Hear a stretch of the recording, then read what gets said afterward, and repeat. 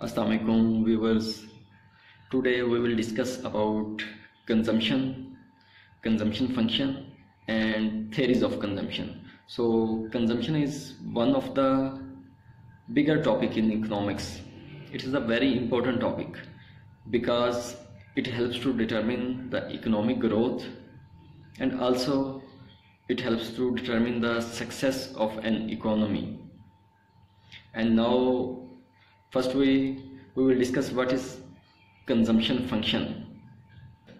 Basically, consumption function is a economic formula that represents the relationship between total consumption and the total income. It is also known as the Keynesian consumption function. So we can write it as C is function of Y. Here C is consumption and Y is the income. So C is a function of Y means C depends upon Y. So consumption depends upon income. There are four main theories of consumption. We will discuss one by one: the absolute income hypothesis, relative income hypothesis, life cycle income hypothesis, and the permanent income hypothesis. So first we discuss about absolute income hypothesis. So first we discuss the absolute income hypothesis by J.M. Keynes in 1944. So according to Keynes, it is the current level of income that determines the consumption of an individual and also society. So further, Keynes put a forward psychological law of consumption according to which as income increases, consumption also increases, but not by as much as the increase in income. In other words, the marginal propensity to consume is less than 1. So aggregate consumption is the function of current disposable income. So next, the relative income hypothesis. So the relative income hypothesis by Duesenberry 1949. He said every individual behavior is interdependent and consumption pattern is not reversible. So he refutes the Keynesian function of reversible. Basically, Keynes said consumption function is reversible. So Duesenberry refutes that consumption function is not reversible.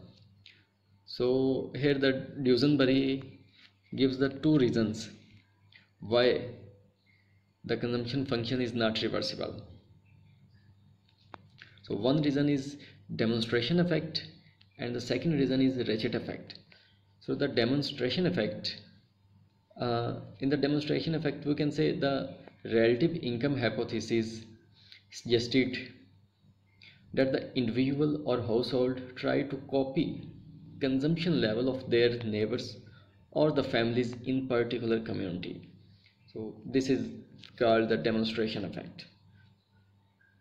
Here we can say that people mostly copy each others. So if one person is rich and other person is poor, the poor person can try to copy the rich person. So basically this concept is related to relative income hypothesis. Automatically his expenses will rise. So second, the ratchet effect. The other significant part of Duesenberry theory, the relative income hypothesis, is that it's just that when income of an individual or a household falls, their consumption expenditure doesn't fall. So when the income of one person fall, like 50% income of one person falls, that it doesn't mean the expenses or the consumption behavior of that person also decrease the 50%. So it is not reversible. Consumption function is not reversible according to Duesenberry. So this effect is called the ratchet effect.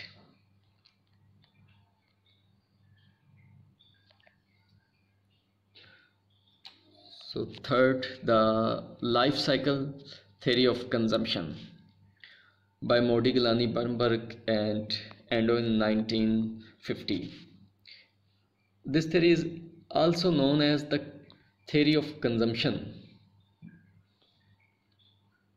wealth theory of consumption. So individual seeks a smooth consumption over a lifetime period. So in the life cycle income hypothesis, the individual is assumed to plan a pattern of the consumption expenditures based on expected income in their entire life. So it is a future assume that individual maintain a more or less constant or slightly increasing level of consumption. So individual basically plan his consumption pattern overall throughout his life cycle. He can try to manage his consumption pattern a same and the similar pattern throughout his life. And after this, the permanent income hypothesis by Milton Friedman in 1957. So Milton Friedman is a American economist. Through the Friedman, the permanent income hypothesis differ from the life cycle consumption theory in details.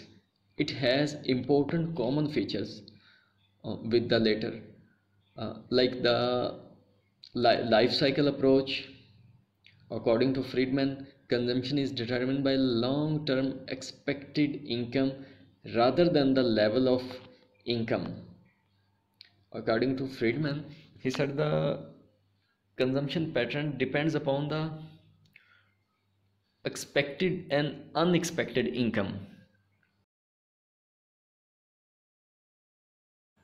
Milton Friedman divided income into two components, YP and YT. He said Y is equal to YT plus YP. YP is the permanent income and YT is the transitory income. Same like he also divided consumption into two parts, that's CP, the permanent consumption, and CT, the transitory consumption. He said that transitory consumption depends upon transitory income and the permanent consumption depends upon the permanent income. So there were a number of flaws in the Keynesian theory of absolute income hypothesis, and mostly ambiguities has been answered by the Friedman in his permanent income hypothesis. So thank you.